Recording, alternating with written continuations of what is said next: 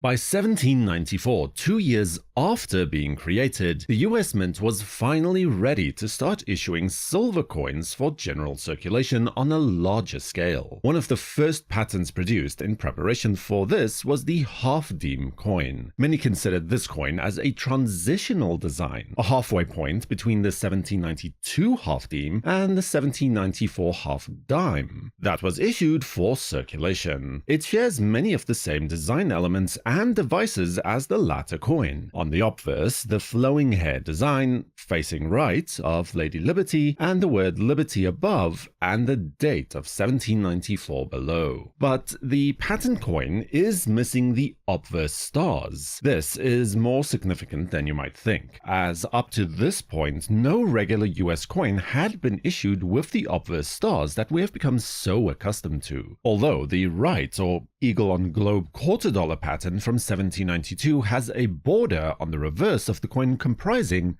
of 87 tiny stars. On the circulation coin, though, there are 15 stars, one for each state to be admitted to the Union up to that point. The reverse is also very similar, with a perched eagle with outstretched wings facing right, surrounded by the words United States of America, and this is the key thing also, that the denomination of half-dime in execu. Now, the last feature is missing from the 1794 circulation coin, but it is present on the 1792 coin. And on the circulation coin, the reef of what I would probably presume to be olive branches, although I'm certainly not a botanist, so don't quote me on that, was also added surrounding the eagle. Now, this pattern coin is unique, completely. There is only one example that is known to exist, and that coin is curated as a part of the National Numismatic Collection at the Smithsonian Institute. It has always been a part of the US Mint's cabinet and has never been held privately or sold. The next pattern coin can just as easily be called a trial strike, as they were in fact made with the exact same dies used to strike the circulating coins. The only real difference between these two coins and the regular circulating 1794 half-dimes is the fact that these pieces were struck from copper and not silver. Two versions are known. The first has a reeded edge. For this coin, two examples can be positively traced. The first is graded by PCGS as AU53, although the population report is confused somewhat by the fact that the coin was crossed over and used to reside in an NGC slab with a grade of AU55. But I assure you, it is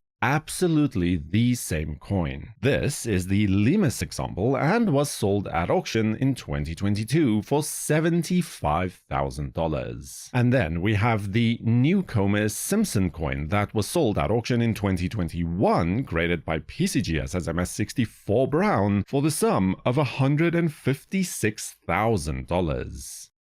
Now, there is another coin that is listed with a reeded edge, but this time with the Valentine 4 die marriage instead of the Valentine 3 pairing that was seen on the previous two coins. The only problem is that that coin hasn't actually been seen publicly since the Crouch collection was sold in 1977, almost 50 years ago, where it was sold for $4,500.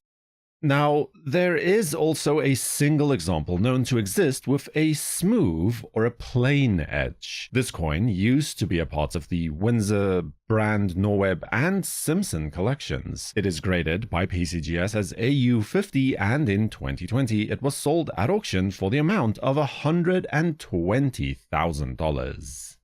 Then, from there, we move along to the half-dollar coins. Now, these are true trial strikes, all produced in copper. They are exceedingly rare and divided into two main camps. The first are 1794 test strike half dollars that were then cut down and used to mint regular 1795 half-cent coins for circulation. But you can still discern the half-dollar undertype on most of these coins. To my knowledge, there are 6 known examples like this, ranging in grades from G5 to F15. This example, the F15 coin, as graded by PCGS, was sold at auction in 2024 for the sum of $36,000. Then, in the other camp, there are the true die trials for the 1794 half dollar, both struck in copper as before, but they are not cut down or restruck as a different denomination. There are only 2 coins like this known to exist, both in museum collections. One is this piece, which is in the Smithsonian, and the other example, which was discovered in 2004 in the collection of the Kunsthistorisches Museum in Vienna in Austria.